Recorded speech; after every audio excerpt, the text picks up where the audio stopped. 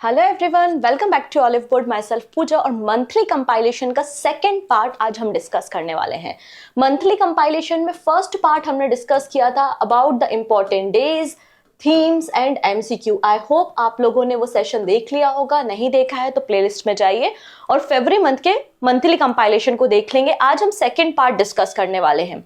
सो फरवरी 2024 के monthly compilation का आज सेकंड पार्ट है और सेकंड पार्ट में we are going to discuss 4 category: appointments, awards, books and author and obituaries. तो पूरे फेव मंथ में जो भी इंपॉर्टेंट अवार्ड्स, अपॉइंटमेंट हुए हैं उनको आज हमें यहाँ पर डिस्कस करना है। मैंने आप लोगों के लिए एक सेपरेट वीडियो भी बनाया हुआ था 150 एमसीक्यू फरवरी मंथ के 150 टॉप क्वेश्चंस। अगर आपका एग्जाम अभी रिसेंट में कभी है और रिवीजन करना चाहते हैं तो वो सोर्स आपके लिए बिल्कुल ऑथेंटिकेट है, बहुत यूजफुल है और आने वाले एग्जाम में डेफिनेटली आपको मदद करेगा। तो अगर आपके अभी 2-4 महीने में कोई पेपर है, क्योंकि किसी भी एग्जाम में अगर आप अपियर होते हो तो 6 मंथ से लेकर 1 ईयर का करंट अफेयर्स तो हमें रेडी करना होता है, तो उनके लिए बहुत अच्छा है वो। बिल्कुल आप उसे देख सकते हैं 150 क्वेश्चंस का एमसीक्यू। ओके, सो आज हम डिस्कस करते हैं सबसे पहले अपॉइंटमेंट्स पे। इस फरवरी मंथ में कौन कौन सी इंपॉर्टेंट अपॉइंटमेंट्स हुई हैं, ठीक है। चलिए, तो फर्स्ट अपॉइंटमेंट पे डिस्कशन करते हैं। ओके, तो फर्स्ट पर्सन है चंपाई सोरेन। आप लोगों को झारखंड का पॉलिटिक्स तो समझ में आया होगा। झारखंड के सीएम हेमंत सोरेन उन्होंने रेजिग्नेशन दे दिया और उनके रेजिग्नेशन के बाद Champai Soren next chief minister बने हैं झारखंड के। तो झारखंड राज्य के नए मुख्यमंत्री बने हैं चंपाई सोरेन, ठीक है। इसके पहले जब हेमंत सोरेन की गवर्नमेंट थी, उस गवर्नमेंट में ये transport, scheduled tribe, scheduled caste and backward classes welfare ministry को होल्ड करते थे, ठीक है। अगर हम बात करते हैं झारखंड स्टेट के गवर्नर पे, सो गवर्नर है C P Radhakrishnan. C P Radhakrishnan current governor है झारखंड स्टेट के सिंस 2023। चलिए, नेक्स्ट अपॉइंटमेंट बहुत इंपॉर्टेंट है। We are talking about TRAI, Telecom Regulatory Authority of India, जिसको हम ट्राई कहते हैं। ये ट्राई यूनिट जो है ये हमारे देश में फ्रीक्वेंसी अलॉटमेंट या स्पेक्ट्रम डिस्ट्रीब्यूशन करने का काम करती है। आप लोग 2G स्पेक्ट्रम, 5G, 6G के बारे में बात करते हैं, तो फ्रीक्वेंसी अलॉटमेंट करने का रिस्पॉन्सिबिलिटी इस ऑर्गेनाइजेशन के पास है। सो ट्राई के चीफ बन चुके हैं Anil Kumar Lahoti. Former Railway Board Chief Anil Kumar Lahoti has been appointed as the chairman of Telecom Regulatory Authority of India, TRAI, ठीक है, TRAI। तो यहां पे देखेंगे, इसके पहले पीडी बघेला थे। पीडी बघेला का टेन्योर कंप्लीट हो गया था और उसके बाद ट्राई के नए चेयरमैन बन गए हैं अनिल कुमार लाहोटी। ट्राई क्या होता है? Telecom Regulatory Authority of India होता है। इसका formation under the telecom Regulatory Authority of India act 1997 में किया गया था। चलिए, नेक्स्ट बात करते हैं about the 16th Finance commission. जैसा कि 16th फाइनेंस कमीशन न्यूज में काफी दिनों से बना हुआ है, रिसेंटली 4 न्यू मेंबर अपॉइंट किए गए थे 16th फाइनेंस कमीशन में, ठीक है। जो हमारे 16वें नंबर का वित्त आयोग थे 16th फाइनेंस कमीशन है, इसमें 4 मेंबर को अपॉइंट किया गया था। इनमें से 3 मेंबर फुल टाइम बेसिस पे ज्वाइन कर रहे थे और 1 मेंबर पार्ट टाइम बेसिस पे था, ठीक है। पार्ट टाइम बेसिस पे कौन था? तो यहाँ पर आप सौम्या कांति घोष को देख रहे हैं, जो कि SBI, State Bank of India की चीफ इकोनॉमिक एडवाइजर है। इन्होंने part time member as a 16th Finance Commission को ज्वाइन किया है। 3 और पर्सन है जिन्होंने 16th फाइनेंस कमीशन को ज्वाइन किया था for the period of 5 years, 5 सालों के लिए ये अपॉइंटमेंट की गई थी। कौन कौन है? AN Jha. AN Jha former expenditure secretary and the member of the 15th finance commission. AN Jha 15वें वित्त आयोग के भी मेंबर थे और इनको 16th फाइनेंस कमीशन में भी अपॉइंट किया गया। नेक्स्ट बात करते हैं हम यहाँ पर एनी जॉर्ज मैथ्यू। एनी जॉर्ज मैथ्यू, इन्होंने भी 16th Finance Commission as a full time member join किया और एक और पर्सन थे जिन्होंने ज्वाइन किया लेकिन कुछ समय बाद इन्होंने क्विट कर दिया, मतलब एक वैकेंसी फिर से खाली हो गई है। तो हो सकता है आने वाले समय में 16th फाइनेंस कमीशन में कोई नया मेंबर अपॉइंट हो। यहाँ पे मैं बात कर रही हूँ Niranjan Rajadhyaksha, executive director of the Artha Global. इन्होंने एज अ मेंबर ज्वाइन किया था 16th फाइनेंस कमीशन लेकिन अभी क्विट कर दिया है। 16th फाइनेंस कमीशन का फॉर्मेशन किया गया है जिसके हेड या चेयरमैन है Arvind Panagariya, headed by the Arvind Panagariya, जो कि फॉर्मर चेयरमैन रह चुके हैं नीति आयोग के, ठीक है। सो vice chairman of NITI Aayog Arvind पनगरिया को 16th फाइनेंस कमीशन का हेड बनाया गया है। 16th फाइनेंस कमीशन अपनी रिपोर्ट सबमिट करेगी 31 अक्टूबर 2025 में। इनका टेन्योर 5 इयर्स के लिए होगा। अगर हम 15 फाइनेंस कमीशन की बात करें, 15 फाइनेंस कमीशन है एनके सिंह, जिनकी रिकमेंडेशन अभी हमारी कंट्री में एप्लीकेबल है, अभी अप्लाई की गई है। और केसी नियोगी हमारी कंट्री के पहले फाइनेंस कमीशन थे। फर्स्ट फाइनेंस कमीशन के चेयरमैन कौन थे? केसी नियोगी। अगर हमारे इंडियन कॉन्स्टिट्यूशन के आर्टिकल 280 पे जाते हैं, इंडियन कॉन्स्टिट्यूशन का एक आर्टिकल है विच इज आर्टिकल 280, वो हमें फाइनेंस कमीशन के बारे में, वित्त आयोग के बारे में इंफॉर्मेशन देता है। तो ये आर्टिकल आपको याद रखना है 280, 280, ठीक है। चलिए नेक्स्ट अपॉइंटमेंट के बारे में बात करते हैं। अपूर्व चंद्र, रिसेंटली जो सेक्रेटरी, अलग अलग डिपार्टमेंट जो होते हैं उनमें सेक्रेटरी होते हैं, एक सचिव होते हैं, जो एक आईएएस आईपीएस ऑफिसर होते हैं, इनमें कुछ रिशफलिंग हुई है, उस पर हम डिस्कशन करने वाले हैं। तो अपूर्व चंद्र जो कि इंफॉर्मेशन एंड ब्रॉडकास्टिंग डिपार्टमेंट में सेक्रेटरी थे और इनको अब भेज दिया गया है हेल्थ डिपार्टमेंट में। तो हेल्थ डिपार्टमेंट में सेक्रेटरी बन गए हैं अपूर्व चंद्र, ये है अपूर्व चंद्र, ठीक है।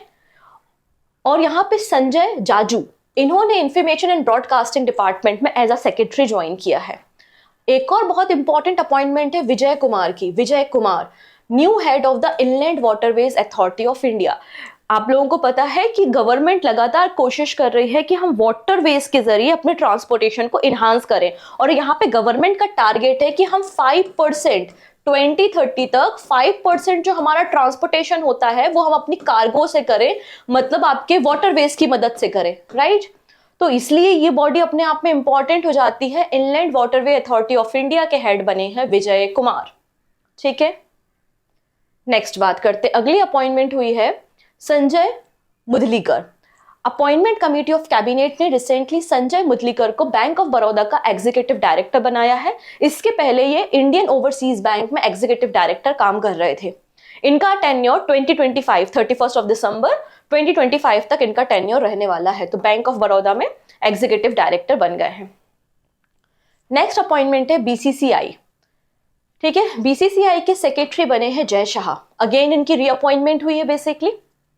तो BCCI secretary Jay Shah has been elected as the president of the Asian Cricket Council for the 3rd time. तो बीसीसीआई के सेक्रेटरी हैं जय शाह और एशियन क्रिकेट काउंसिल के प्रेसिडेंट बना दिया गया इनको 3rd टाइम, ठीक है। जय शाह का नाम आपको याद रखना है, अमित शाह के बेटे हैं बेसिकली ये। अगर आप देखेंगे एशियन क्रिकेट काउंसिल के बारे में, एशियन क्रिकेट काउंसिल का फॉर्मेशन 1983 में हुआ था। एशिया रीजन में क्रिकेट को प्रमोट करना, डिफरेंट टूर्नामेंट को ऑर्गेनाइज कराने की रिस्पॉन्सिबिलिटी इस बॉडी के पास है। India, Bangladesh, Malaysia, Pakistan, Singapore, Sri Lanka, ये सभी मेंबर कंट्री हैं। और अगर आप देखेंगे बाद में नेपाल, चाइना और यूएई ने भी इसे ज्वाइन किया है, ठीक है। अब नेक्स्ट अपॉइंटमेंट भी बहुत इंपॉर्टेंट है। 2 अपॉइंटमेंट बता रही हूँ, ये दोनों अपॉइंटमेंट इंपॉर्टेंट है, थोड़ा सा याद रखना है, ठीक है, अपकमिंग एग्जाम के लिए। पहले बात कर रहे हैं एयू स्मॉल फाइनेंस बैंक, ठीक है। Private sector lender AU small Finance bank has appointed Harun Rashid Khan, HR Khan, इन्हें नॉन एग्जीक्यूटिव चेयरमैन बनाया गया है एयू स्मॉल फाइनेंस बैंक में। इसके पहले फॉर्मर डिप्टी गवर्नर भी रह चुके हैं आरबीआई में, रिजर्व बैंक ऑफ इंडिया के डिप्टी गवर्नर के रूप में भी इन्होंने काम किया है। HR Khan AU small Finance Bank के नॉन एग्जीक्यूटिव चेयरमैन बन गए हैं और इनका टेन्योर स्टार्ट हो चुका है 29 जनवरी से। नेक्स्ट है आर्मी वाइस चीफ, तो lieutenant general Upendra Dwivedi, lieutenant general Upendra Dwivedi, ठीक है। ये पहले नदन आर्मी कमांडर थे उधमपुर में और अब इनको बना दिया गया है आर्मी वाइस चीफ, ठीक है। तो इनका नाम बहुत इंपॉर्टेंट है, मैं बताती हूँ रीजन क्या है। रीजन ये है कि अभी हमारे जो आर्मी चीफ है वो मनोज पांडे जी हैं, राइट। और मनोज पांडे जी का टेन्योर अप्रैल मई तक खत्म हो जाएगा। उनके टेन्योर खत्म होने के बाद आर्मी में जो सबसे सीनियर मोस्ट पर्सन रहेंगे वो उपेंद्र द्विवेदी रहेंगे। तो हो सकता है कि नेक्स्ट आर्मी चीफ ये बन जाएं। बात समझ में आ रही, इसलिए ये बहुत खास है, तो इसलिए इनका नाम आपको याद रखना है, lieutenant general Upendra Dwivedi appointed as the army vice chief. और यहाँ पे नदन कमांड में lieutenant general MV Suchindra Kumar को भेज दिया गया है नदन कमांड में उधमपुर। क्लियर हो गया इतनी चीजें, ठीक है। चलिए अगले पर्सन है NPCI, national payment corporation of India. NPCI, इसका फॉर्मेशन आपको पता है 2008 में हुआ था। हमारे देश के अंदर जितने भी ट्रांजेक्शन होते हैं डिजिटल ट्रांजेक्शन की अम्ब्रेला बॉडी बेसिकली NPCI है। तो national payment corporation of India के नॉन एग्जीक्यूटिव चेयरमैन किसे अपॉइंट किया गया है? तो अजय कुमार चौधरी NPCI के नए नॉन एग्जीक्यूटिव चेयरमैन बन चुके हैं एंड इंडिपेंडेंट डायरेक्टर। इन्होंने सक्सीड किया है विश्व मोहन महापात्रा को। ठीक है, डन। एनपीसीआई में ज्वाइनिंग से पहले अजय कुमार चौधरी सर्व कर रहे थे executive director at the RBI. तो जैसे कि वो डिप्टी गवर्नर थे, वैसे ही ये एग्जीक्यूटिव डायरेक्टर थे आरबीआई में। नेक्स्ट बात करते हैं ex SEBI chief Damodaran to head Paytm compliance panel. तो यहाँ पे जो आपको पता है कि पेटीएम पे काफी सारे रिस्ट्रिक्शंस इंपोज किए गए और विजय शेखर शर्मा ने तो रेजिग्नेशन भी दे दिया, स्टेप डाउन कर लिया अपनी पोजीशन से। ये सब बातें हमने डेली करंट अफेयर्स में डिस्कस की हैं। तो आरबीआई ने इनको कहा था कि आप अपनी कंप्लायंस को रिजॉल्व करो। तो रिजॉल्व करने के लिए इन्होंने एक कमेटी बनाई, एक पैनल बनाया और उस पैनल को हेड कर रहे हैं एक्स सेवी चीफ दामोदरन। ठीक है, तो एम दामोदरन जो कि सेबी के एक्स चेयरमैन रह चुके हैं, इस कमेटी को हेड कर रहा है। बेसिकली ये क्या करेगी, जो भी रेगुलेटरी मैटर्स है पेटीएम के, उनको रिजॉल्व करेगी, कंप्लायंस को रिजॉल्व करने के काम करेगी। इस कमेटी में कुछ और मेंबर्स आपको देखने को मिलेंगे, जैसे कि former president of the Institute of Chartered Accountant of India ICAI के एमएम चिताले और former chairman and managing director of Andhra Bank R Ramachandran इस पैनल के पार्ट होंगे। अब यहाँ पे आईसीएआई की बात हुई है। ठीक है, institute of Chartered Accountant of India, इसके प्रेसिडेंट और वाइस प्रेसिडेंट अपॉइंट किए गए हैं रिसेंटली। तो प्रेसिडेंट किसे बनाया गया है, ये है रंजीत कुमार अग्रवाल। ठीक है, बाबा रंजीत कुमार अग्रवाल, इन्हें प्रेसिडेंट बनाया गया है आईसीएआई का और इस 72 नंबर के 72वें नंबर के प्रेसिडेंट है आईसीएआई के। इनका टेन्योर अगर आप देखो 24-25 के लिए है। वैसे ही वाइस प्रेसिडेंट यहाँ पर बनाए गए हैं चरणजोत सिंह नंदा। ये है चरणजोत सिंह नंदा, इन्हें वाइस प्रेसिडेंट बनाया गया है आईसीएआई का फॉर द पीरियड ऑफ 24-25। तो ये आपको रंजीत कुमार अग्रवाल, ये एक इंपॉर्टेंट अपॉइंटमेंट हो सकती है आपके एग्जाम के लिए। नेक्स्ट है IRCTC, Indian railway catering and tourism corporation limited, IRCTC, जिसका फॉर्मेशन 1999 में हुआ था। न्यू दिल्ली में हेडक्वार्टर है, मिनिस्ट्री ऑफ रेलवे के अंदर ऑपरेट होता है। ठीक है, तो संजय कुमार जैन को चेयरमैन एंड मैनेजिंग डायरेक्टर बनाया गया है आईआरसीटीसी का।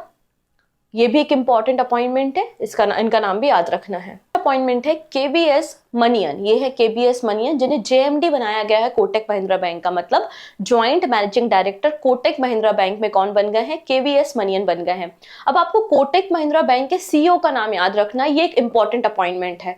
तो सीईओ है अशोक वासवानी, वेरी इंपॉर्टेंट, अशोक वासवानी का नाम याद रखना है, कोटक महिंद्रा बैंक के सीईओ हैं। अब यहाँ पे बैंकिंग सेक्टर में कुछ और इंपॉर्टेंट अपॉइंटमेंट्स हुई हैं, उनको भी हम देख लेते हैं। सबसे पहले बात करते हैं 3 बैंक्स के new chairman, Bank of India, Indian Overseas Bank and UCO Bank. तो सबसे पहले बैंक ऑफ इंडिया के नॉन एग्जीक्यूटिव चेयरमैन बनाए गए हैं M R Kumar. Former LIC chairman M R Kumar को अपॉइंट किया गया है as a part time non official director and non executive chairman of Bank of India. Next है श्रीनिवास श्रीधर, इन्हें इंडियन ओवरसीज बैंक का नॉन एग्जीक्यूटिव चेयरमैन बनाया गया है। Srinivasan Sridhar, Indian Overseas Bank. Next है आरफ मुदन कृष्ण कुमार, इन्हें यूको बैंक का नॉन एग्जीक्यूटिव चेयरमैन बनाया गया है। अब बात होती है यहाँ पे SBM Bank. SBM State Bank of Mauritius की एक सब्सिडरी है जिसका नाम है एसबीएम बैंक इंडिया, जिसका फॉर्मेशन 2018 में इंडिया में होता है, मुंबई हेडक्वार्टर है। तो इसी एसबीएम बैंक इंडिया के नए एमडी एंड सीईओ बनाए गए हैं Ashish Vijayakar for the period of 3 years. 3 सालों के लिए ये नियुक्ति की गई है। डन। अगले पर्सन है जस्टिस निलय विपिन चंद्र, इन्हें कर्नाटका हाईकोर्ट का नया चीफ जस्टिस बनाया है। तो कर्नाटका हाईकोर्ट के 38th नंबर के चीफ जस्टिस बन गए हैं निलय विपिन चंद्र, जस्टिस निलय विपिन चंद्र। तो चीफ जस्टिस को ओथ किसने कराई, कर्नाटका के गवर्नर ने। कर्नाटका के गवर्नर कौन है, थावर चंद गहलोत, ये नाम इंपॉर्टेंट है। नेक्स्ट बात करते हैं about the CBC, central vigilance commission. हमारी कंट्री में पार्लियामेंट ने 2003 में एक एक्ट पास किया था। 2003 में एक एक्ट पास किया था जिसके बाद सीबीसी, सेंट्रल विजिलेंस कमीशन का फॉर्मेशन किया गया। एक स्टैचुरी बॉडी है। सबसे पहले करप्शन से प्रिवेंट करने के लिए, करप्शन से या भ्रष्टाचार को रोकने के लिए एक कमेटी का फॉर्मेशन हुआ था 1964 में, जिसको हम के संथानम कमेटी कहते हैं। और के संथानम कमेटी की रिकमेंडेशन के बाद सीबीसी का फॉर्मेशन हुआ था। सीबीसी एक 3 मेंबर बॉडी है जिसमें 3 मेंबर होते हैं। एक होते हैं चीफ विजिलेंस कमिश्नर और उनको हेल्प करने के लिए 2 विजिलेंस कमीशन होते हैं। तो रिसेंटली एक विजिलेंस कमिश्नर को अपॉइंट किया गया है by the president of India, जिनका नाम है एएस राजीव। ये हैं एएस राजीव, जो कि फॉर्मर एमडी एंड सीईओ रहे हैं बैंक ऑफ महाराष्ट्र के। इन्हें विजिलेंस कमिश्नर अपॉइंट किया गया है by the president of India Droupadi Murmu. Clear हुआ? तो अब बात हो जाती है कि सेंट्रल विजिलेंस कमिश्नर कौन है। तो Praveen Kumar Srivastava central vigilance commissioner है। एएस राजीव को विजिलेंस कमिश्नर बनाया गया है और अरविंद कुमार भी विजिलेंस कमिश्नर है। डन। तो 1+2=3 मेंबर बॉडी है।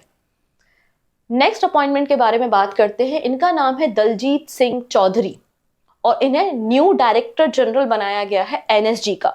ऑलरेडी ये डायरेक्टर जनरल है एसएसबी के। फिलहाल के लिए इन्हें कुछ एडिशनल चार्जेस दिए गए हैं, ठीक है ना। जब तक न्यू अपॉइंटमेंट नहीं हो जाती तब तक एडिशनल चार्जेस एनएसजी के इनके पास हैं। तो Daljit Singh Chaudhary appointed as the new director general of NSG. NSG मतलब नेशनल सिक्योरिटी गार्ड, जिनको जनरली हम ब्लैक कैट्स के नाम से भी जानते हैं। और National Security Guard Ministry of Home Affairs के अंडर में ऑपरेट होते हैं। और 16 अक्टूबर 1984 में एनएसजी का फॉर्मेशन हुआ था। चलिए, मैं जो नेक्स्ट अपॉइंटमेंट के ऊपर डिस्कशन करने वाली हूँ वो वेरी वेरी इंपॉर्टेंट है। आप कोई भी एग्जाम में अपियर होने वाले हो, किसी सेट में आपको ये क्वेश्चन डेफिनेटली प्रिंट मिलेगा, ठीक है। मैं बात कर रही हूँ यहाँ पर सेकेंड लोकपाल ऑफ इंडिया के बारे में। Second Lokpal of India. First Lokpal हम सभी को पता है पिनाकी चंद्र घोष थे, और पिनाकी चंद्र घोष जी का जो टेन्योर है वो मई 2022 में एंड हो गया था। क्योंकि जो टेन्योर होता है आपके लोकपाल का वो 5 इयर्स या फिर 70 इयर्स होता है, विच एवर इज अर्लियर, जो भी पहले हो जाए, ठीक है। तो जब मई 2022 में पिनाकी चंद्र घोष जी का टेन्योर खत्म हो गया था, तो तब से एक एक्टिंग चेयरमैन काम कर रहे थे Pradeep Kumar Mohanty. Pradeep Kumar Mohanty as a acting Lokpal की तरह काम कर रहे थे। फाइनली अजय मनिकराव खानविलकर की अपॉइंटमेंट की गई है as a Lokpal chairman by the president of India. He is the former supreme court जज। सुप्रीम कोर्ट में भी इन्होंने काम किया है। डन इतनी चीजें। अब यहाँ पर एक सिलेक्शन कमेटी होती है जो प्रेसिडेंट को एक नाम रिकमेंड करती है, उसके बाद प्रेसिडेंट अपॉइंट करते हैं। अब इस सिलेक्शन कमेटी में कौन कौन होता है? तो सिलेक्शन कमेटी में आपको CJI, chief justice of India मिल जाएंगे, प्राइम मिनिस्टर, फिर आपके लोकसभा के स्पीकर मतलब ओम बिरला साहब हो गए, और लोकसभा में अपोजिशन लीडर। हालांकि अभी तो कोई लीडर है नहीं, लेकिन फिर भी अगर एक नाम लिया जाए तो अधीर रंजन चौधरी। अधीर रंजन चौधरी आपको देखने को मिलेंगे। तो ये सिलेक्शन कमेटी होती है जो नाम को रिकमेंड करती है, जिसके बाद प्रेसिडेंट अपॉइंट करते हैं। हमारे देश में लोकपाल एंड लोकायुक्त बिल 2011 को लाया गया था पार्लियामेंट में, और इसे 2013 में पास किया गया था, और 2014 से ये इफेक्ट में है। क्लियर इतनी चीजें? चलिए नेक्स्ट बात करते हैं। अब कुछ शॉर्ट में पर्सन हम देख लेते हैं, उसके बाद हम बुक्स, अवार्ड्स और ऑबिचुरीज को डिस्कस करेंगे। पर्सन इन न्यूज में आप देखेंगे, एक है Sindhu Ganapathy. Sindhu Ganapathy appointed as the first trans women travelling ticket examiner TTE of the Southern Railway in Dindigul. तो पहली वीमेन पहली ट्रांसजेंडर आप कहेंगे, पहली trans women travelling ticket examiner किसे बनाया गया है? तो सिंधु गणपति को बनाया गया है सदर्न रेलवे में।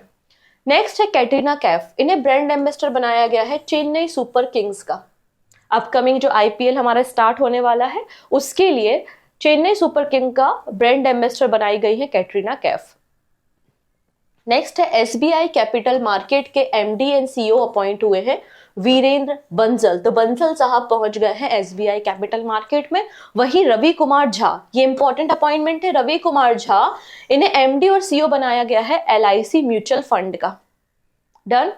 Next, Ujjivan Small Finance Bank Limited has named Mangesh Ramesh Mahale as a chief technology officer, मतलब CTO. Ujjivan Small Finance Bank के सीटीओ बने हैं Mangesh Ramesh Mahale. Next, former cabinet secretary Pradeep Kumar Sinha will take over as a non-executive part-time chairman of the ICICI Bank after GC Chaturvedi term end on the June 30, 2024। तो 30 जून 2024 को GC Chaturvedi, जो कि ICICI bank के non executive chairman है, इनका tenure खत्म हो जाएगा। इनके टेन्योर को खत्म होने के बाद प्रदीप कुमार सिन्हा इनकी पोजीशन को लेंगे, मतलब नॉन एग्जीक्यूटिव चेयरमैन बन जाएंगे ICICI बैंक के। क्लियर हुआ? तो ये कुछ इंपॉर्टेंट अपॉइंटमेंट थी। अब बात कर लेते हैं पीडीएफ के बारे में। तो देखिए, PDF आपको कहाँ पे मिलेंगी, तो आप सिंपली जाइएगा olivewood.in पे, या फिर Olivewood का एप्लीकेशन डाउनलोड कर लेना प्ले स्टोर से। तो वहां पर आपको ये बंडल कोर्स मिलेगा, YouTube PDF बंडल कोर्स। ठीक है, अभी मैं रेगुलेटरी बॉडी और बैंक रेगुलेटरी बॉडीज के लिए बता रही हूँ। ठीक है, अभी मैं जो बातें कर रही हूँ वो रेगुलेटरी बॉडी एग्जाम के लिए कर रही हूँ, मतलब आपके SEBI, NABARD, RBI grade B exam. तो आप इस YouTube PDF बंडल कोर्स को परचेज कर सकते हैं, जिसमें आपको डेली करेंट अफेयर्स की PDF, वीकली करेंट अफेयर्स, ये मंथली आपकी जो मैगजीन है वो, daily PIB news, government scheme जो लक्ष्मी मैम लेती है, वो सारी PDF आपको यहाँ पे मिल जाएंगी। ये तो बातें हो गई आपकी रेगुलेटरी बॉडी एग्जाम के लिए। ठीक है, क्योंकि पहले भी मैंने कहा है यहाँ पे हम जब कंपाइलेशन करते हैं तो कंपाइलेशन आपके 6 पार्ट में होता है। 6 पार्ट्स में आपका कंप्लीट कंपाइलेशन होता है। पहले पार्ट में हम डेज और थीम डिस्कस करते हैं जो एप्लीकेबल होते हैं सारे एग्जाम में। नेक्स्ट हम बात कर रहे हैं अपॉइंटमेंट्स के बारे में, अवार्ड्स, ऑबिचुरीज एंड बुक्स के बारे में, तो ये भी सभी एग्जाम में आ जाएगा। नेक्स्ट हम बात करेंगे नेशनल न्यूज पे और इंटरनेशनल न्यूज पे, ये भी सभी एग्जाम में आ जाएंगी। फिर हम बात करेंगे स्टेट न्यूज और स्पोर्ट्स में, ये भी सभी एग्जाम में आ जाएंगे। देन हम बात करेंगे यहाँ पर रिपोर्ट्स के बारे में, इंडेक्स के बारे में, ये भी सभी एग्जाम में आ जाएंगे। साइंस, टेक एंड डिफेंस, ये भी सभी एग्जाम में आ जाएंगे। फिर हम जो लास्ट नंबर का पार्ट डिस्कस करेंगे बैंकिंग न्यूज, तो बैंकिंग न्यूज आप बैंकिंग वाले बच्चे देख लेना। बाकी रिमेनिंग जो 5 पार्ट हैं आपके, ये सभी के लिए है, आप कोई भी एग्जाम में अपियर होने वाले, चाहे वो स्टेट एग्जाम है, UPSC प्रीलिम्स है, NDA, या फिर आपका SSC एग्जाम, डिफेंस एग्जाम, सबके लिए है। तो SSC वाले बच्चों के लिए क्या है, तो SSC, railway, defence, state exam वाले क्या करेंगे, ऑलिववुड की वेबसाइट पे जाएंगे तो वहां पर SSC कोर्स में जाएंगे। तो SSC में हमने PDF बंडल कोर्स को लॉन्च किया है। ठीक है, बहुत सस्ता कोर्स है, बहुत ईजी है, मतलब 500 से कम, आप चलो ओवरऑल ले लेते हैं, 500 रुपीज का आपको ये PDF कोर्स मिलेगा, जिसमें आपको मंथली मैगजीन, वीकली मैगजीन और आपका यहाँ पे डेली करेंट अफेयर्स की PDF होगी। और ये पूरा सब्सक्रिप्शन 1 ईयर के लिए होगा, मतलब 1 साल के लिए होगा। मतलब एक मैगजीन की जो कॉस्ट है वो 50 रुपीज से भी कम है, 50 रुपए से भी कम में आपको मंथली मैगजीन मिलेगी। इतनी सस्ता कहीं पे कुछ नहीं मिलता। ठीक है, तो आप इसको यहाँ पे SSC, डिफेंस, रेलवे वालों के लिए सेपरेट मैगजीन है, क्योंकि उनका सेपरेट करंट अफेयर्स होता है ना, इसलिए उनकी सेपरेट मैगजीन है, उनके करंट अफेयर्स को कवर करते हुए। डन। चलिए अब बात कर लेते हैं बुक्स एंड ऑथर्स के बारे में। ठीक है, तो हमें ज्यादा नहीं, 2-3 बुक्स ही पढ़नी है, उसके बाद हम अवार्ड्स एंड ऑबिचुरीज को डिस्कस करेंगे। तो सबसे पहले बात करते हैं अबाउट द जगदीप धनकर। कौन है जगदीप धनकर? वाइस प्रेसिडेंट ऑफ इंडिया है। इन्होंने रिसेंटली जो सूरजकुंड फेयर हुआ था फरीदाबाद में, वहां पर एक बुक लॉन्च की है जिसका नाम है 9 incredible years of Haryana government, rise of new and vibrant Haryana. Basically Haryana government के जो 9 ईयर हुए हैं उनके एग्जिस्टिंग गवर्नमेंट के, तो उन्होंने गुड गवर्नेंस की क्या प्रिंसिपल अडॉप्ट किए हैं उस पे ही बेस्ड इस बुक को लॉन्च किया है, जिसमें 7 प्रिंसिपल बताए गए हैं गुड गवर्नेंस के, जैसे कि शिक्षा, स्वास्थ्य, सुरक्षा, स्वाभिमान, स्वावलंबन, सुशासन एंड सेवा। ठीक है, 2 और बुक है, बस नाम याद रख लीजिए। एक बुक है जिसका नाम है महा स्वप्निकुदु, इसे लॉन्च किया है former chief minister N. Chandrababu Naidu ने। वहीं एक और बुक है sculpted stone, mysteries of Mahamalampuram, मतलब Mahabalipuram, author by the Ashwin Prabhu. अब इस बार के अवार्ड बहुत खास है, क्योंकि हमें यहाँ पे बात करनी है भारत रत्न अवार्ड के बारे में, ज्ञानपीठ अवार्ड के बारे में, बाफ्टा अवार्ड है, फिल्म फेयर अवार्ड है। ये सारे अवार्ड बहुत इंपॉर्टेंट होते हैं आपके एग्जाम पॉइंट ऑफ व्यू से। एक एक करके इन अवार्ड को हम डिस्कस करते हैं। सबसे पहले फर्स्ट टाइम जब से भारत रत्न अवार्ड इंस्टीट्यूट हुए हैं, उनकी शुरुआत हुई है, तब से अभी तक सबसे ज्यादा 5 लोगों का नाम आया है भारत रत्न अवार्ड के लिए। जनवरी मंथ में हम लोग ने कर्पूरी ठाकुर जी के बारे में बात की थी, जो कि फॉर्मर चीफ मिनिस्टर रहे हैं बिहार के, तो उन्हें ये अवार्ड दिया गया था। अवार्ड के लिए नाम आया है। अब 4 और पर्सन है जिनके नाम आज हमें डिस्कस करने हैं। ठीक है, 4 और पर्सन है जिनके नाम आज हम डिस्कस करने वाले हैं। पहले पर्सन है Lal Krishna Advani, one of the founding member है ये बीजेपी के। इन्होंने 1951 में भारतीय जनसंघ को ज्वाइन किया था। क्लियर है। अगर इनकी बात करते हैं, जब अटल बिहारी वाजपेयी जी की गवर्नमेंट थी 1999 में, ये होम मिनिस्टर और डिप्टी प्राइम मिनिस्टर हमारी कंट्री के रह चुके हैं। और 2015 में लाल कृष्ण आडवाणी जी को पद्म विभूषण अवार्ड भी दिया गया है। नेक्स्ट पर्सन के बारे में बात करते हैं, very important, PV Narasimha Rao. PV Narasimha Rao हमारी कंट्री के 9th नंबर के प्राइम मिनिस्टर रहे हैं बिटवीन 1991 टू 1996।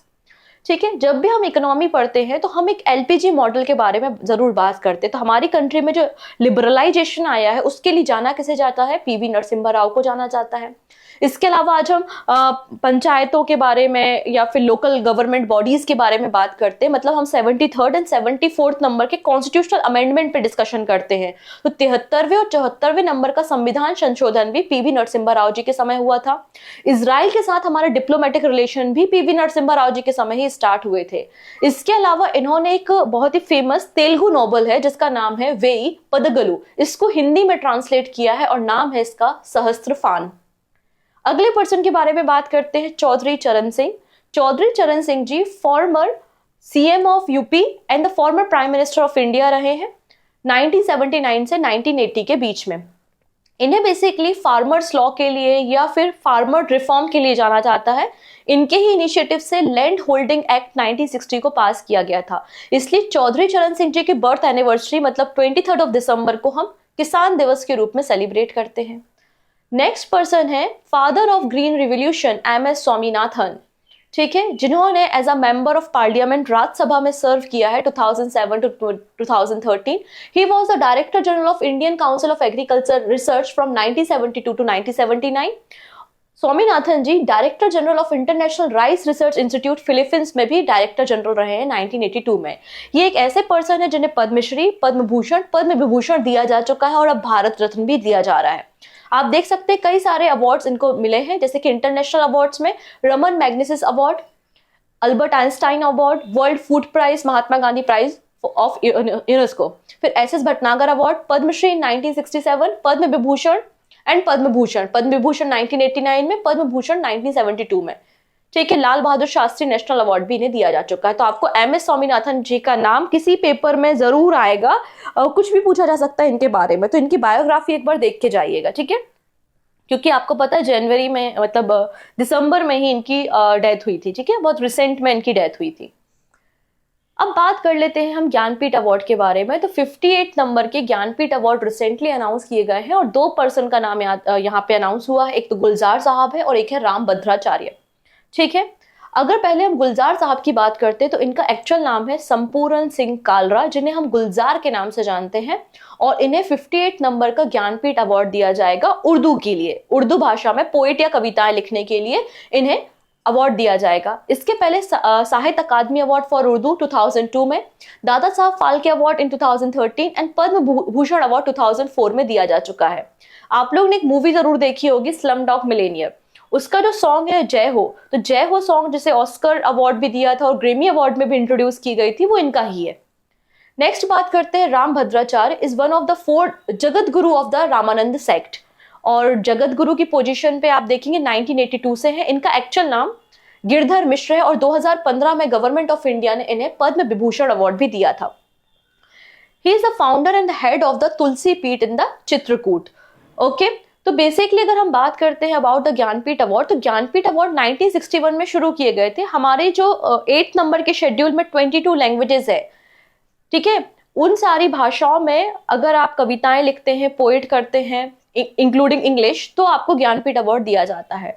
तो ये सेकेंड टाइम है जब किसी संस्कृत लैंग्वेज के स्कॉलर को, और 5th टाइम में जब किसी उर्दू लैंग्वेज के स्कॉलर को ज्ञानपीठ अवार्ड दिया जा रहा है। तो उर्दू के क्षेत्र में 5वें पर्सन है और संस्कृत के क्षेत्र में ये 2nd नंबर के पर्सन है जिनको ज्ञानपीठ अवार्ड दिया जा रहा है, ठीक है। अब ज्ञानपीठ अवार्ड के लिए यहाँ पर एक कमेटी बनाई जाती है, तो सिलेक्शन कमेटी को चेयर कर रही थी कौन, प्रतिभा राय। डन डन इतनी चीजें। चलिए अगले पर्सन के बारे में बात करते हैं, ये है प्रीस्ट। कहाँ के प्रीस्ट है भाई, ये आंसर हो जाएगा बद्रीनाथ धाम। तो शंकर स्मृति अवार्ड केरला में इन्हें दिया गया है, जो कि बद्रीनाथ धाम के चीफ प्रीस्ट हैं, ईश्वरी प्रसाद नंबोदरी इनका नाम है, जिसमें 1 लाख रुपए दिए जाते हैं। नेक्स्ट है Dada Saheb Phalke international film festival award. तो अभी रिसेंटली मुंबई में सेरेमनी हुई थी और Dada Saheb Phalke international film festival award को डिस्ट्रीब्यूट किया गया। बिल्कुल कंफ्यूज मत होना between the Dada Saheb Phalke award and Dada Saheb Phalke international award. Dada Saheb Phalke award government of India देती है, जो कि बहुत पुराने अवार्ड्स है, राइट, जैसे कि वहीदा रहमान को दिया गया था, रजनीकांत को दिया गया था, या अमिताभ बच्चन को दिया गया था। वो एक अलग कहानी है, ये पिक्चर अलग है, ठीक है। तो बिल्कुल कंफ्यूज मत होना, दोनों अवार्ड्स को मिक्स मत करना। अभी यहाँ पे Dada Saheb Phalke international film festival award से ये प्राइवेट है, ठीक है। बेस्ट फिल्म अवार्ड जवान मूवी को मिला है, वही बेस्ट फिल्म क्रिटिक्स कैटेगरी में 12th फेल को। बेस्ट एक्टर शाहरुख खान है जवान मूवी के लिए, वही बेस्ट एक्ट्रेस की अगर हम बात करते हैं तो रानी मुखर्जी है। ठीक है, बेस्ट एक्ट्रेस क्रिटिक्स कैटेगरी में Kareena Kapoor and best actor critics category में विक्की कौशल है। बेस्ट डायरेक्टर है संदीप रेड्डी बंगा, इनकी जो मूवी है एनिमल। नेगेटिव रोल के लिए बॉबी देओल है एनिमल के लिए। मोस्ट वर्सटाइल एक्ट्रेस है नयनतारा। अब जो मैं बात कर रही हूँ वो बहुत इंपॉर्टेंट है। बेस्ट इंटरनेशनल फीचर फिल्म ये ओपनहाइमर को मिला है, और ओपनहाइमर इस पूरे साल में बहुत न्यूज में है। एकेडमिक अवार्ड के लिए भी नॉमिनेट किया है, गोल्डन ग्लोब अवार्ड हो गए, बाफ्टा अवार्ड हो गए, हर कहीं ओपनहाइमर छाया हुआ है, तो ये मूवी बड़ी इंपॉर्टेंट है। ठीक है, most promising actor Vikrant Massey for the 12th fail, और most promising actresses Adah Sharma for the Kerala story. अब वेब सीरीज पे आ जाते हैं तो फर्जी है। शॉर्ट फिल्म में गुड मॉर्निंग आप याद रखेंगे। Outstanding contribution in the film industry, to the film industry कौन है? मौसमी चैटर्जी हैं। और म्यूजिक इंडस्ट्री में कौन है? के.जे. यशुदास है। डन, बस इतना ही देखना है। नेक्स्ट है जी.डी. बिरला अवार्ड। के बिरला फाउंडेशन 1991 से जी.डी. बिरला अवार्ड को डिस्ट्रीब्यूट करता है। ऐसे कोई भी इंडियन साइंटिस्ट जिनकी एज 50 इयर्स के अंडर है, 50 साल से कम की है, और जिन्होंने साइंस की फील्ड में कुछ अचीवमेंट किया हो, कोई एक्सेप्शनल वर्क किया हो, उनको जी.डी. बिरला अवार्ड दिया जाता है। तो एज अ 33rd नंबर की scientist and first female scientist बन गई है डॉक्टर अदिति सेन। याद रखेंगे, पहली फीमेल साइंटिस्ट है। एज अ पर्सन ये 33 नंबर की साइंटिस्ट है, ओके, लेकिन एज अ फीमेल ये पहली है जिनको जी.डी. बिरला अवार्ड दिया जा रहा है बाय द के बिरला फाउंडेशन। क्यों दिया जा रहा है? क्वांटम टेक्नोलॉजी की फील्ड में इन्होंने काम किया है। ठीक है, क्वांटम टेक्नोलॉजी की फील्ड में इन्होंने काम किया है। नेक्स्ट है Mahagaurav 2024 award. Mahagaurav award Maharashtra government देती है, और ये महाराष्ट्र के आप deputy chief minister Ajit Pawar ji को देख रहे हो अवार्ड को डिस्ट्रीब्यूट करते हुए। ठीक है, तो हम बात कर रहे हैं निखिल मुकुंद बाग। निखिल मुकुंद बाग, इन्होंने पब्लिक रिलेशन ऑफिसर की तरह काम किया है गोवा शिपयार्ड लिमिटेड में, और इन्हें महागौरव 2024 अवार्ड दिया गया है। अगला अवार्ड देखते हैं, लाइफ टाइम अचीवमेंट अवार्ड। किसे दिया गया है? पीटी उषा को दिया गया है। ठीक है, PT Usha honoured with the life time achievement award by the sports journalist federation of India and Delhi sport journalist association. फिलहाल पीटी उषा क्या करती हैं? फिलहाल पीटी उषा प्रेसिडेंट है इंडियन ओलंपिक एसोसिएशन की। ठीक है, इन्होंने 103 इंटरनेशनल मेडल्स इंडिया को लाके दिए हैं बिटवीन 1977 टू 2000। ठीक है, अगर हम बात करें इंडियन ओलंपिक एसोसिएशन की, तो इसका फॉर्मेशन 1927 में हुआ था, और कई सारे स्पोर्ट्स की governing body Indian Olympic Association आपको देखने को मिल जाएगी। नेक्स्ट है outstanding business women of the year. तो outstanding business women of the year 2023 award doctor Veena Modi को मिला है, जो कि मोदी इंटरप्राइजेस की चेयरमैन है। रिसेंटली जो Indo American chamber of commerce meeting हुई थी, उसमें प्रेस्टिजियस अवार्ड इनको दिया गया है। ठीक है, नेक्स्ट बात कर लेते हैं आरईसी। आरईसी लिमिटेड, एक इंपॉर्टेंट क्वेश्चन यहां से बन सकता है क्योंकि बहुत दिनों से आरईसी लिमिटेड न्यूज में है। ठीक है, आरईसी लिमिटेड एक महारत्न सेंट्रल पब्लिक सेक्टर एंटरप्राइजेज है और मिनिस्ट्री ऑफ पावर के अंदर काम करती है। ठीक है, मिनिस्ट्री ऑफ पावर के अंदर काम करती है, और इन्होंने अभी बहुत सारे ग्रीन बॉन्ड्स को इशू किया था। साथ ही साथ ये पहली ऐसी कंपनी है जिसने जापानीज एन में ग्रीन बॉन्ड इशू किया था, और ये क्वेश्चन अभी रिसेंटली एसबीआई मेंस में पूछा गया था। ठीक है, एसबीआई जो मेंस एग्जाम हुआ है उसमें ये क्वेश्चन पूछा गया था। तो आरईसी लिमिटेड बहुत इंपॉर्टेंट है, राइट। तो इन्हें यहाँ पर best green bond corporate award at the asset AAA award for sustainable finance 2024। ठीक है, तो इन्हें best green bond corporate award recently दिया गया है। किसे? आरईसी लिमिटेड को। आरईसी को दिया है। क्यों दिया है?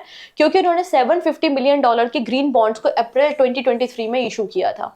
ठीक है, नेक्स्ट बात कर लेते हैं हम प्यारे लाल शर्मा, जो कि म्यूजिक कंपोजर है। इन्हें लक्ष्मी नारायण इंटरनेशनल अवार्ड दिया गया है।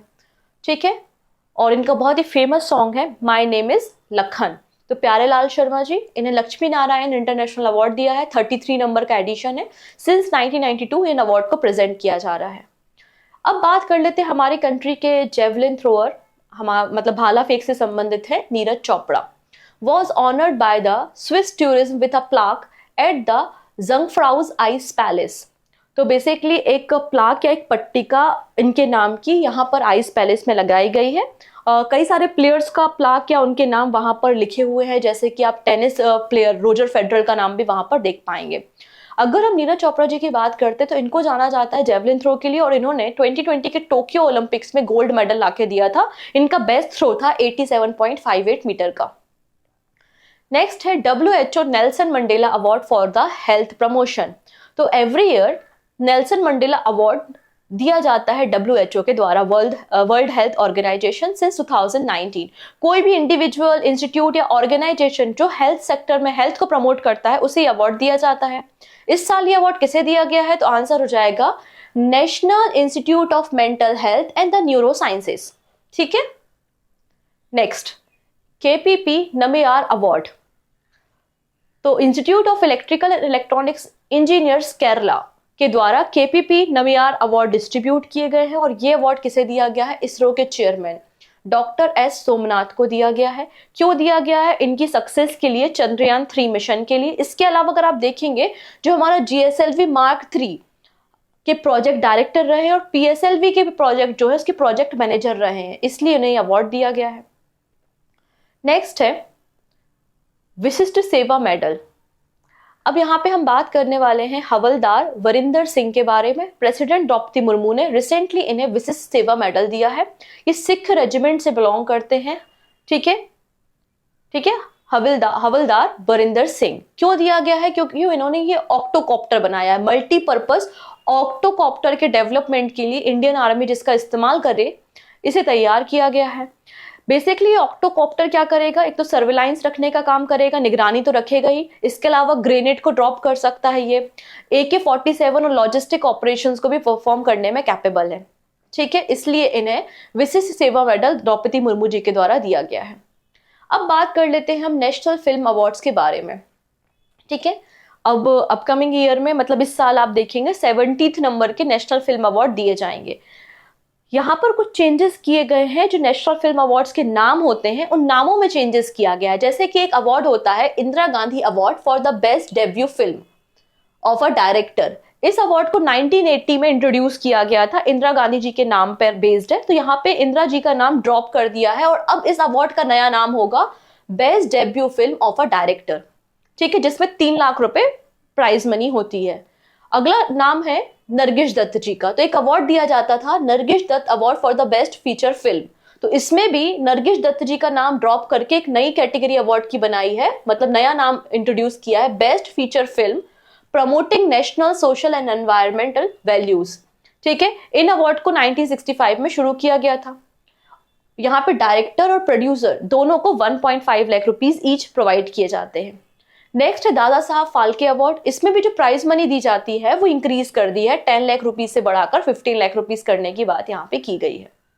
ठीक है, इसके लिए कमेटी बनी थी जिन्होंने ये फैसला लिया है इंदिरा जी का नाम और नरगिस दत्त जी का नाम ड्रॉप करने का और प्राइज मनी को इंक्रीज करने का। तो यहाँ पर एक कमेटी बनाई गई थी।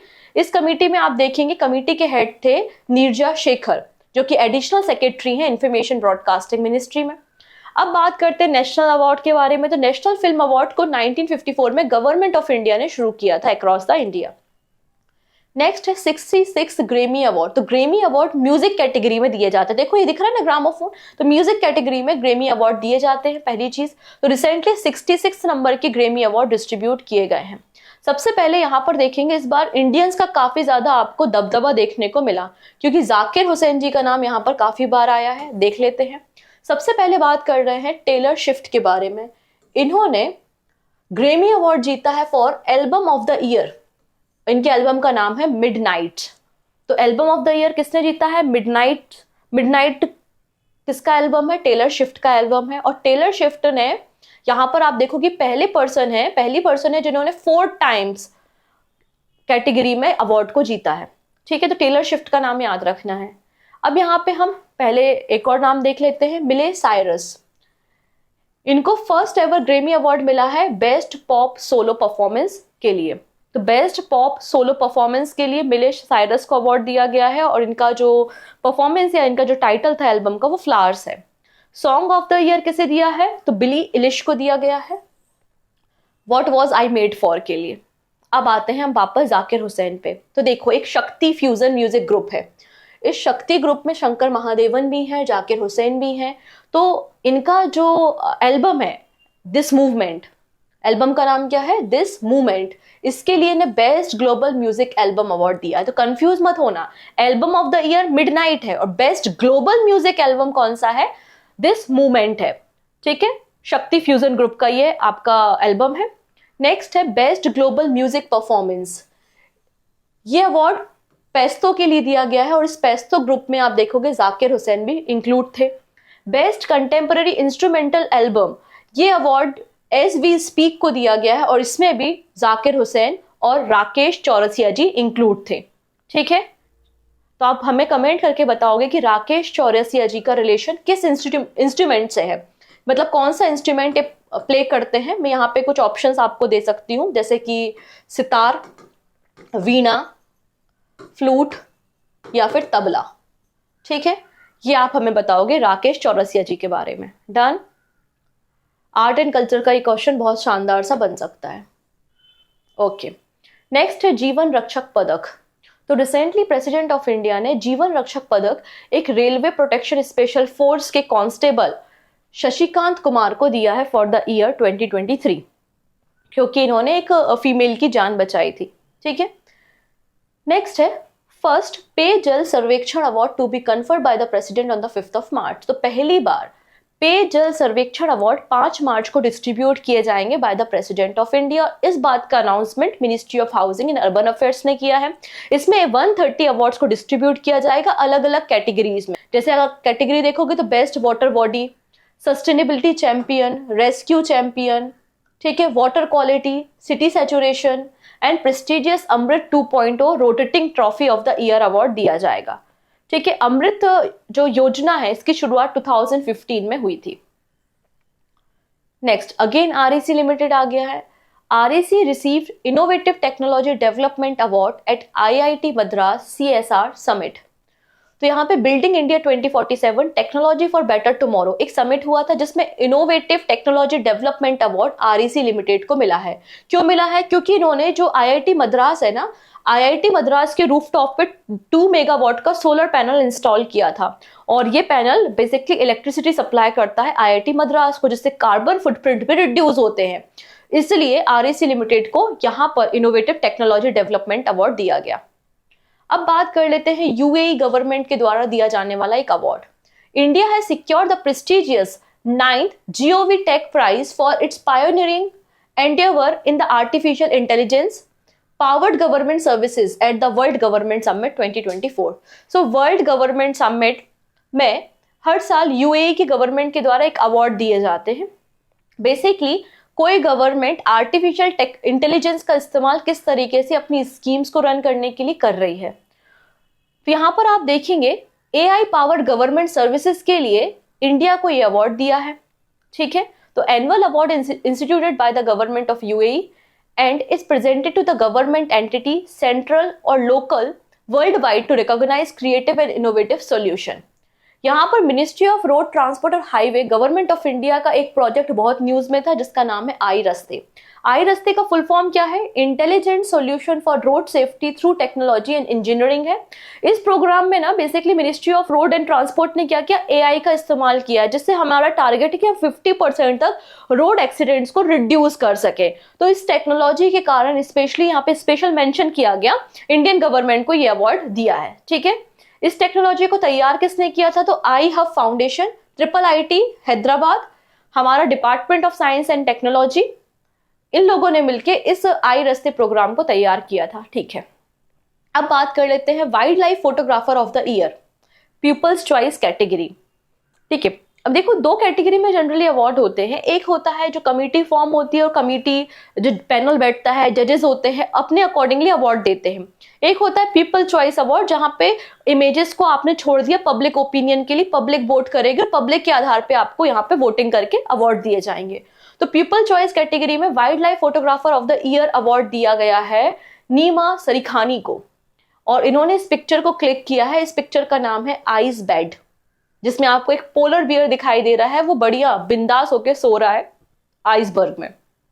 ठीक है, सिटी यूनियन बैंक को रिसेंटली 7 अलग अलग कैटेगरी में 19th बैंकिंग टेक कॉन्फ्रेंस में अवार्ड दिए गए हैं।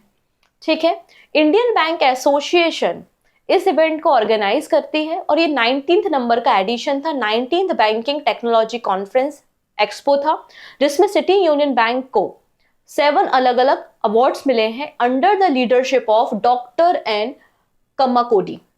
वो अलग अलग कैटेगरी आपकी स्क्रीन में मेंशन है, बस आप 7 नंबर याद रख लो तो भी आपका काम हो जाएगा।